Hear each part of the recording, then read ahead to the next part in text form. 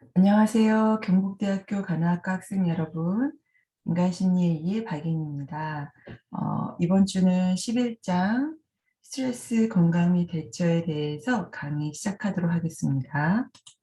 네, 먼저 화면 공유하고 시작하도록 할게요.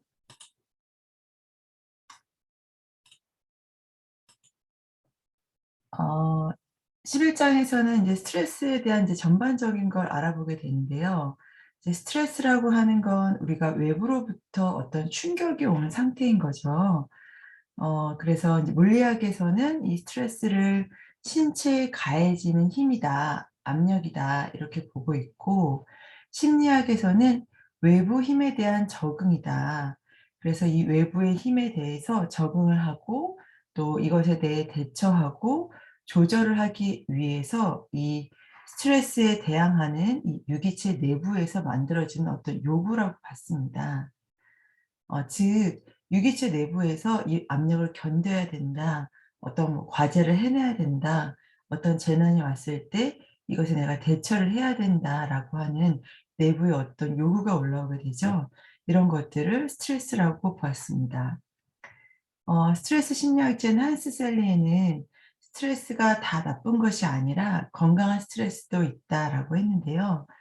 그는 이제 질병에 대한 면역력을 증가시켜서 건강을 증진시키고 일상생활에 전념하게 하는 유스트레스에 대해서 설명을 했어요. 어 유스트레스라는 거는 우리가 이제 스트레스가 나에게 어떤 도움이 되는 방향으로 진 진행이 된다라고 하는 측면에서 이것이 나중에 이제 면역 체계에도 영향을 미치게 되고 우리가 일상생활을 잘 해 나가게 하는 건강한 측면이 있다라고 보는 측면입니다. 그래서 인제 너무 극심한 스트레스가 아니라면 우리한테 건강하고 뭔가 생활에 자극을 주고 좀 생활을 무기력하게 하지 않는 데 도움이 되지만 너무 강렬하거나 이렇게 장기적인 스트레스는 우리의 조절 능력에 무리를 주기 때문에 이게 기분뿐만이 아니라 우리 신체 능력에까지도 해를 준다고 할 수 있습니다. 그래서 이렇게 어 스트레스를 주로 다루는 심리학을 건강심리학이라고 하는데요. 건강심리학에서는 어떤 심리적인 요인 플러스 이 신체 건강의 문제, 이것을 주로 다뤘습니다. 그래서 어떤 스트레스에 대한 행동 패턴, 태도, 인지적인 태도와 같은 이런 심리적 요인들로 인해서 질병이 유발되거나 또는 악화될 수 있다고 바라봤고요. 이 스트레스라고 하는 게 이 박테리아나 바이러스 같은 질병을 유발하는 병원체에 영향을 주기 때문에 이 스트레스와 병원체가 함께 상호작용을 해서 우리 면역 체계에도 영향을 준다고 했습니다. 따라서 어떤 심리적인 중재, 즉 스트레스를 대하는 행동 패턴, 태도, 이런 것들에 대한 심리적인 중재가 신체 건강에도 도움을 줄 수 있다, 이렇게 바라봤습니다. 라자러스는 이제 심리학자 중에서도 스트레스를 주로 다뤘던 심리학자인데요. 라자러스는 스트레스의 종류를 이렇게 나눠 봤어요. 우리가 이제 가정에서 받는 스트레스가 있다. 어떤 것이 있냐면 뭐 식사 준비를 한다거나 뭐 쇼핑을 한다거나 주택을 관리한다거나 뭐 이렇게 가사 노동을 한다거나 아이를 돌본다거나 이런 것들도 스트레스에 들어갈 수 있겠죠. 또한 건강에 대한 스트레스가 있는데 건강에 대한 스트레스는 우리가 인제 질병이 우리에게 왔을 때 또 이것에 대한 치료를 했을 때 또 약물에 대한 부작용이 있을 때 건강을 다루는 어떤 모든 것들, 이런 것들을 다 건강에 대한 스트레스라고 바라봤고요. 또 시간을 관리하는 거에 대한 스트레스가 있다고 보았어요. 해야 할 일이 너무 많고 시간이 충분하지 않을 때 여러분들 아마 잘 이해가 될 텐데요. 과제도 많고 해야 될 공부도 많고 또 뭐 아르바이트도 해야 되고 이런 여러 가지 것들, 내가 해내야 될 과제들이 많은 거에 비해서 시간은 한정적인, 그것에 대한 시간 압박 스트레스가 있다. 뿐만 아니라 사회적으로 고립이 된다거나 외로움을 느낀다거나 자신의 내부에서 느껴지게 되는 스트레스도 내적 스트레스라고 바라봤고요. 환경으로 인해서 일어나게 된 스트레스, 뭐 어떤 우리가 이제 외부에 나가게 되면 범죄에 노출될 수도 있고, 또 너무 비가 많이 오거나 뭐 홍수가 나거나 어떤 재난 등 이런 것들이 환경적 스트레스라고 할 수 있겠죠. 또 재정적 책임에 스트레스가 있다. 그래서 우리가 인제 어 돈이 없으면 살아갈 수 없는 사회에 있다 보니 빚을 진다거나 돈을 벌어야 된다거나 이런 것에 대한 스트레스가 있다. 또한 인제 이거 재정과도 연결이 되는데, 우리가 인제 성인이 돼서 업무를 하면서 겪게 되는 인간관계에서 오는 스트레스, 또 내가 직업에 불만족스럽게 느끼게 되는 거, 또 업무를 하게 되면서 느껴지는 여러 가지 것들, 이런 것들이 업무 스트레스라고 볼 수 있습니다.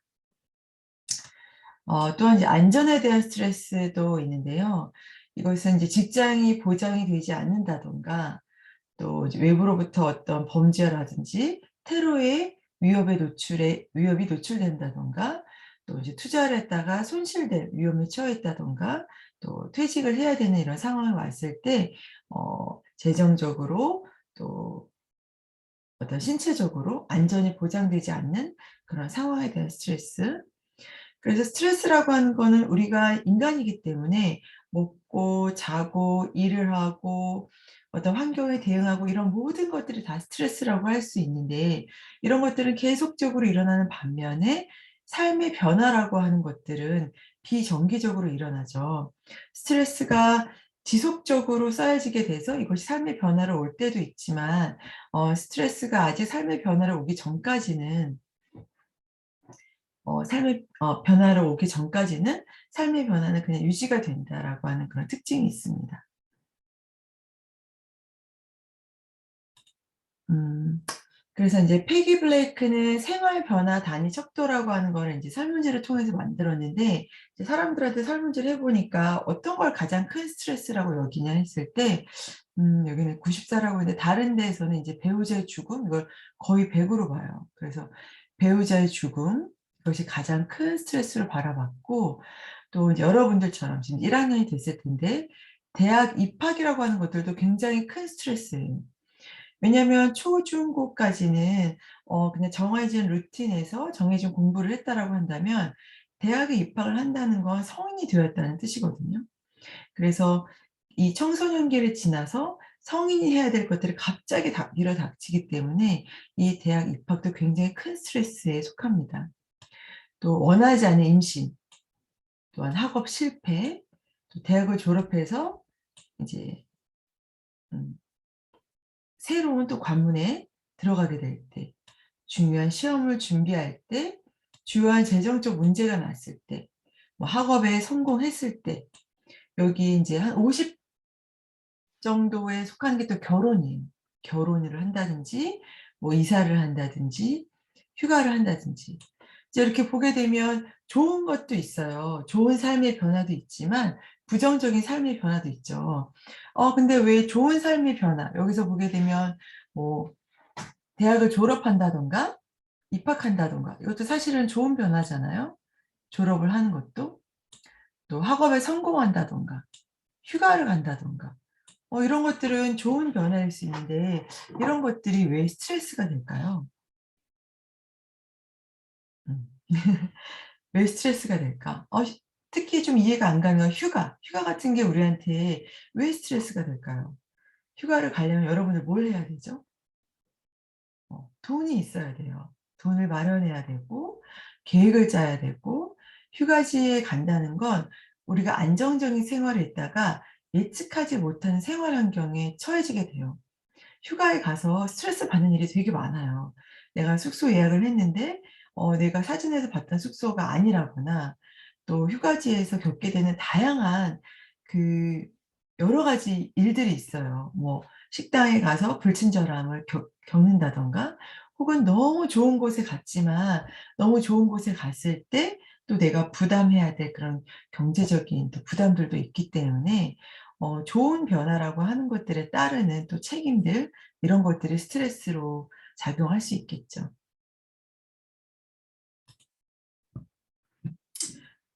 그래서 트라우마가 되기 쉬운 사건 사례를 보게 되면 인제 스트레스라고 하는 것들이 지속적이고 만성적이고 장기적이거나 혹은 단 한 번이어도 너무 강렬하거나 그럴 때는 트라우마가 될 수 있어요. 그래서 그냥 스트레스 수준이 아니라 이것이 트라우마가 될 때는 어떤 것이냐면 어딘가에서 추락을 한다거나 낙상을 한다거나 뭐 사고를 당한다거나 타인으로부터 어떤 공격을 당한다거나 또 출산 시에 어떤 트라우마가 입을 수 있거든요. 출산 시에 굉장히 극심한 통증이 있기 때문에 출산 전이나 출산 후에 어떤 트라우마, 아동의 학대를 받는 상황, 폭력이나 고문에 노출되는 상황들, 또 질식할 뻔한 경험, 수술, 마취가 되지 않고 수술하는 경우가 있어요. 뭐 그런 경우들, 또 자연재해, 폭행을 목격하는 것. 오히려 폭행을 당한 사람보다 폭행을 목격한 사람이 오히려 더 트라우마를 입었다라고 해요. 왜냐하면 그 과정을 고스란히 온전히 보았기 때문에 폭행을 목격했다든가 익사 직전에 이르렀다든가 차별, 괴롭힘, 실업 이런 것들은 트라우마가 되기 쉬운 사건의 사례예요. 그렇지만 모두가 다 이런 사건을 겪었다고 해서 다 트라우마가 되는 건 아니에요. 그런 것들은 이따 인제 뒤에 가서 좀 더 설명을 하도록 하겠습니다. 매년 유엔에서는 이제 스트레스를 한국인의 그러니까 한국인이 아니라 세계인들의 행복 지수를 체크를 해요.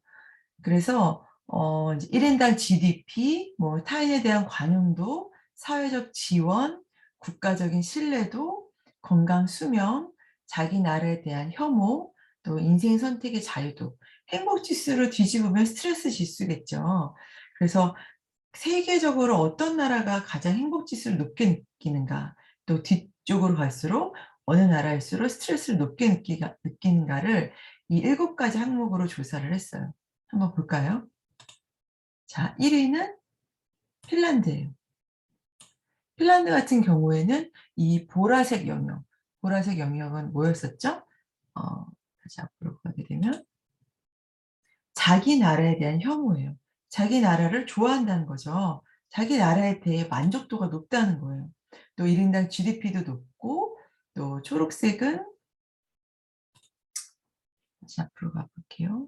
초록색은 사회적 지원, 소셜 서포트가 복지가 잘 돼 있다는 거예요. 그래서 누구나 다 이 사회에서 살아가는 데 있어서 불편함이 없다라고 하는 것들. 어 그리고 음 이제 빨간색 타인에 대한 관용도도 되게 높죠.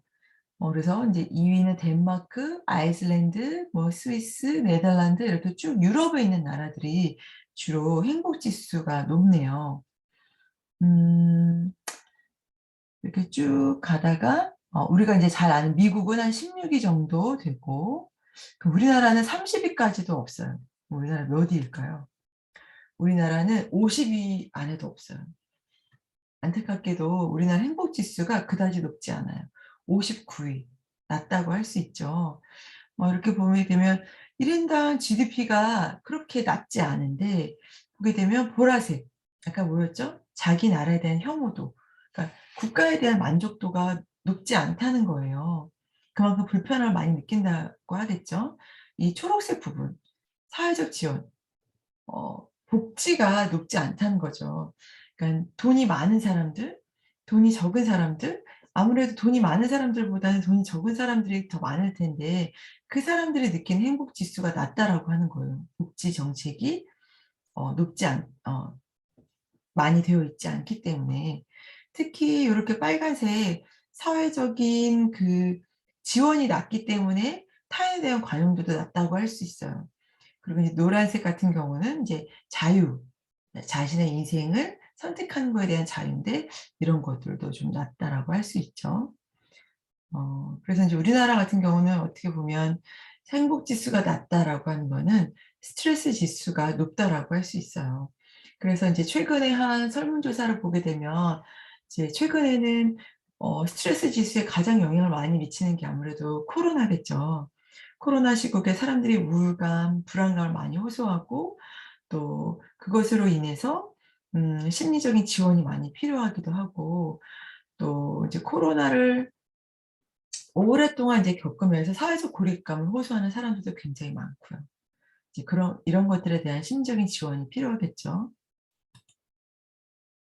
그래서 인제 사람들이 스트레스를 받게 됐을 때 '아 내가 스트레스를 받았구나.'라고 하는 거를 어떻게 아냐면 신체가 경고를 보낸다는 거예요. 그래서 이 신체가 보내는 경고는 '아 무언가 잘못됐다. 자동차가 엔진이 잘못되었다. 뭐 기름이 떨어졌다.' 이런 것들을 경고등으로 표시해 주는 것처럼 신체에서도 '스트레스를 받았다.'라고 하는 것들을 경고등을 통해서 표시를 해 줘요. 근데 만약에 이 신호를 무시하게 되면 안 좋은 결과가 발생하게 되겠죠. 그래서 이 스트레스에 대한 신체 경고를 보내는 가장 그 우리 몸에서 가장 첫 번째 체계는 자율신경계예요. 자율신경계가 우리의 온 몸을 다 관장을 하고 있는데, 자율신경계에는 두 가지가 있어요. 교감신경계와 부교감신경계가 있는데, 이 교감신경계랑 부교감신경계는 계속 올라가고 내려가고 이런 상호작용을 하면서 내장기관의 활동을 조절하는데요. 교감신경계를 떠올리게 되면 놀란 이제 어떤 걸 떠올리면 좋냐면, 우리가 인제 그 숲속에 있는 도로를 자동차를 타고 운전하고 가다가 막 인제 깜깜한 밤에 노루가 길을 건너는데 자동차 불빛을 발견한 거예요. 그래서 빵 하고 섰어요. 그래서 헤드라이트 불빛에 노루가 탁 비쳤을 때 그 모습이 바로 교감신경계에 있는 그 상태거든요. 그때 노루의 눈은 동공이 확대되어 있고 깜짝 놀랐기 때문에, 그리고 침 분비가 억제되어 있고 기관지가 이완되어 있다는 건 이렇게 숨을 들이마시고 깜짝 놀랐기 때문에 이 숨을 크게 들이마셔야 돼서 기관지가 이렇게 확장되었다는 걸 이야기해요. 그리고 막 심장 박동이 빨라졌겠죠. 그러면서 소화관 운동이나 소화액 분비가 억제되고 또 부신 속질이 자극이 되고 방광이 이완되는, 어 반대로 부교감 신경계가 활성화되었을 때는 동공이 축소가 되고 침 분비가 침샘이 이렇게 활성화되면서 몸에 수분이 돌고 기관지가 인제 수축이 되고 심장 박동이 인제 느려지고 억제가 되고 소화관 운동이 인제 활발해지면서 방광이 수축되게 되죠. 그래서 인제 이렇게 우리 몸에서 교감신경계가 있는 곳은 이렇게 척수 라인, 척추를 따라서 어디쯤에 있냐면 되게 짧아요. 사실은 여기 되게 길게 나왔는데 그 흉추 12번, 그러니까 등에서 가장 중간 흉추 12번 있는 쪽이거든요. 그래서 굉장히 짧은 곳에 교감신경계가 몰려져 있고, 이 부교감신경계는 이 목 뒤 연수 부분하고 여기 천골이라고 하는 부분이 있어요. 그래서 인제 기관을 보게 되면 이렇게 되고, 그래서 '스트레스를 받았다.'라고 하는 거를 우리 몸에서 어떻게 아냐면 두통이 온다든지 근육이 긴장된다든지 뭐 배탈이 난다든지 구강이 건조하다든지 이제 이런 식으로 교감신경계가 활성화되어 있을 때 이 상태들, 혹은 부교감신경계가 활성화되었을 때도 스트레스라고 할 수 있어요. 그래서 부교감 신경 이제 뒷부분에 설명을 하겠지만, 부교감 신경계가 어느 정도 활성화되었을 때는 이완이지만 이게 이제 또 다른 신경계가 부교감 신경계에서도 또 가지를 뻗어나가는 또 다른 쪽으로 됐을 때는 거의 트라우마 반응이 일어난다고 해요. 그래서 우리 몸이 인제 스트레스를 받았을 때는 교감신경계가 자극이 돼서 신체화 상태, 아까 말씀드렸던 두통이 온다든가 뭐 가슴이 답답하다든가 소화가 잘 안 된다든가 이런 인제 증상이 나타나겠죠. 어 그래서 인제 스트레스를 받았을 때는 우리 몸이 음 투쟁 반응이나 fight flight라 그래서 투쟁이나 도피 반응을 가게 돼요. 그래서 이렇게 위로 인내의 창이라고 하는 거는 우리 몸이 이제 편안한 상태인데, 이제 위로 올라가게 됐을 때는 이제 흥분 반응, 밑으로 내려가게 되었을 때는 얼음 반응이에요. 그래서 과다 각성되거나 과소각성된 거, 과각성되거나 이걸 저각성이라고 하는데, 우리 몸이 이제 편안한 상태에서는 이렇게 이제 인내 창이라고 그래서 내가 그 창문을 탁 열었을 때 저 밖에 보이는 바다 풍경이 보이죠. 바다도 보이고 모래도 보이고 산도 보이고 뭐 구름도 보이고 내 눈에 보이는 이런 풍경들을 있는 그대로 여과 없이 볼 수 있는데, 우리 몸이 이제 이 교감신경계 쪽으로 가서 너무 이제 과다 각성되었을 때는 이 화산 폭발이 되죠. 화산 폭발이 되게 되면 어떻게 돼요? 여러분들이 너무 흥분하고 화났을 때를 떠올려 보세요. 내 앞에 펼쳐진 풍경이 보이나요? 잘 보이지 않죠. 그런 것처럼 우리 몸이 극도로 막 흥분하고 불안하고 분노에 통제감이 잃은 상태. 또 반대로 과소각성되었을 때는 셧다운되는 느낌이 들면서 감정적으로나 육체적으로나 이제 무기력하고 얼음 반응이 나타나게 되는 상태에 들어가게 됩니다. 그래서 인제 갈등이라고 하는 거는 이제 우리가 어떤 선택을 해야 되는 상황에서 갈등이 오게 되는데, 이때도 스트레스를 받을 수 있겠죠. 그래서 팽팽하게 어느 쪽으로 가느냐에서 양쪽이 팽팽하게 당기고 있을 때는 우리가 어떤 선택을 하기 되게 어려운 상태, 갈등이 심화된 상태를 경험하게 되죠. 이때 또한 굉장히 스트레스를 받는다고 할 수 있어요. 인제 앨리스라고 하는 학자는 이제 우리가 스트레스를 받을 때 이제 외부 사건으로부터 스트레스를 받는데, 이게 외부 사건 때문에 스트레스를 받는 게 아니라 외부 사건으로 인해서 어떤 결과가 발생하게 되는데 그 가운데 신념이라고 하는 게 있다. 그래서 어떻게 얘기를 했냐면, 사람들이 정서적인 문제, '아 내가 기분이 좋다. 나쁘다.' 뭐 행복하다, 행복하지 않다. 이런 정서적인 문제를 겪는 이유는 일상에서 겪는 어떤 외부의 사건들, 스트레스 때문이 아니라 그 사건을 바라보는 태도, 합리적이지 못한 방식으로 지각하고 받아들이기 때문이다. 그래서 이 합리적이지 못한 방식, 이것을 바꿔야 된다. 비합리적인 신념을 합리적인 신념으로 바꿔야 된다라고 이야기했습니다. 그래서 인제 ABCD 이론 모형인데요. 뭐 ABC 모형, ABCD 모형, ABCDE 모형, 이제 여러 가지로 얘기를 하고 있는데, 우리 책에는 이제 ABC만 나와서 이제 ABC만 설명을 할게요. 처음에 이제 A는 인제 액티베이팅 이벤트, 선행 사건이에요. 어떤 사건이 촉발되는 거죠. 그래서 어떤 감정을 동요시키거나 행동을 일으키게 하는 어떤 사건이 일어나게 돼요. 예를 들면 직장을 잃는다든지 이런 사건이 일어났어요. 그럼 이 사건에 대한 이제 결과로 불안해지거나 우울해지거나 이것이 인제 너무 심해져서 건강까지 악화되는 결과가 나타나게 돼요. 그래서 결과라고 하는 거는 선행 사건을 경험하고 난 뒤에 나타나는 어떤 정서나 행동상의 결과를 얘기를 해요. 그런데 모두가 다 이런 똑같은 사건에 대해서 똑같은 결과를 나타내는 게 아니다. 이 중간에는 어떠한 것이 영향을 미치냐면 바로 신념이에요, 신념. 이 신념은 이 사건에 대해서, 이 환경적인 자극에 대해서 개인이 가지게 되는 태도나 신념이나 사고 방식을 얘기해요. 예를 들면 '아 나는 직장에서 잘렸으니까 그럴 만해.' 혹은 '나는 인제 아무것도 하지 못해. 난 실패자야. 이제 더 이상 나는 좋은 직장을 갖지 못할 거야.' 이런 비합리적인 신념이 불안을 야기시킨다든지 우울하게 한다든지 건강을 악화시키는 결과를 나타내게 된다. 그래서 누구나 다 똑같은 신념을 갖고 있는 것이 아니기 때문에 이 선행 사건에 대해서 합리적인 신념을 갖고 있는 사람은 결과적으로도 긍정적인 결과를 갖게 되고, 비합리적인 신념을 갖고 있는 사람은 부정적인 결과를 나타나게 된다. 이렇게 보았습니다.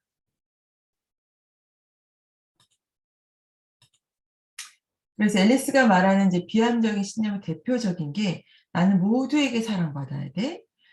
나는 이런 일을 했으니까 천벌을 받을 거야." 어떤 파국적인 사고를 한다든가, "내가 원하는 대로 일이 풀리지 않는다는 건 너무너무 비참해." 사람이 원하는 대로 일이 풀리지 않을 수도 있죠. 그런데 내가 원하는 일이 풀리지 않았을 때 너무나 극심한 비참감을 느낀다든가, 자기가 느끼는 이 불안감이 나의 어떤 내적인 태도나 내적 사고가 아니라 외부의 사건에 기인한다라고 하는 것들. 이건 통제할 수 없는 요인이기 때문에 어 비합리적인 신념을 갖게 되죠. 또는 '나는 뭐든지 성공해야 돼.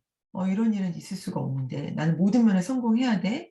또는 행복이라고 하는 거는 저절로 오는 거야.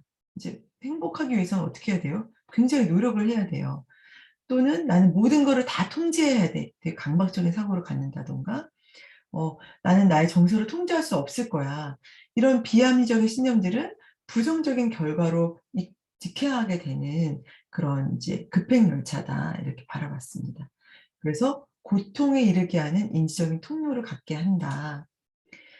어 앨리스는 합리적 정서 행동 상담이라고 하는 걸 이제 만들어 내면서 이런 비합리적인 신념을 치료하기 위해서는 인지적인 재구성, 왜냐하면 인지를 바꿔내야 되는 거기 때문에 인지적 재구성, 인지행동 수정, 스트레스 접종 훈련을 했습니다. 그래서 대표적인 스트레스 접종에는 자기 대화, 셀프 토크죠. 셀프 토크, 자기 대화. 내가 계속적으로 이 머릿속에서 부정적으로 하고 있는 이런 자기 독배, 셀프 토크를 긍정적인 자기 대화로 바꿔내고 또 이완 훈련을 하게 되고, 이완 훈련을 한다는 건 무슨 말이에요? 내가 부정적인 신체, 긴장된 신체에서는 긴장되고 부정적인 생각이 나올 수밖에 없기 때문에 신체를 이완함으로 인해서 나의 신체에 대한 이완이 정서적이고 인지적인 사고에까지 영향을 미칠 수 있도록 이완 훈련을 한다든지, 마찬가지예요. 부정적인 상황에서 나의 정서를 컨트롤하기 위해 심호흡 연습을 한다든지 재구조화 연습을 한다든지 이런 것들을 스트레스 접종의 훈련으로 어 이야기했습니다. 이게 인제 앨리스가 말한 대표적인 이제 스트레스 관리 전략인데요. 예를 들면 시험 치는 연습을 하면서 나는 할 수 있어. 내가 열심히 한 만큼 성과도 좋을 거야. 나는 할 수 있어." 이렇게 자꾸 긍정적으로 자기한테 동기를 부여넣는다든지, 또 시험을 칠 때 난 굉장히 불안해." 이런 불안감을 많이 느끼는 사람들이 시험을 칠 때 그 자극 위기 상황들을 이제 불안 위기 목록들을 나열하는 거죠. 내가 이제 시험을 볼 때 어떤 것들이 나를 가장 불안하게 하는지, 그래서 목록을 나열한 다음에 그런 것들을 단계적으로 시각화하는 체계적 동감법을 연습하는 겁니다. 여러분들도 한번 '내가 시험 불안이 높다.' 그러면 한번 스스로 이런 것들 한번 연습을 해 보세요. 또 학교에 가기 싫어하는 아이한테 학교라고 하는 곳들이 인지적으로 이렇게 나쁜 곳이 아니라 재밌고 친구들하고 재밌게 놀 수도 있고 다른 즐거운 생활을 많이 하는 곳이야. 그런 이제 인지를 바꿔내는 거죠. 그런 재구조화 연습들을 할 수 있다. 어 그래서 인제 여러분들이 내가 어떤 상황들에서 스트레스를 받는지 여러분들도 한번 잘 체크를 해 보시고 스스로한테 한번 앨리스가 말했던 스트레스 접종 훈련을 해 본다든지 이런 방식으로 여러분들 스스로 스트레스를 조절하시길 바랍니다. 여기서 10 주차 1 차씩 강의 마치도록 하겠습니다.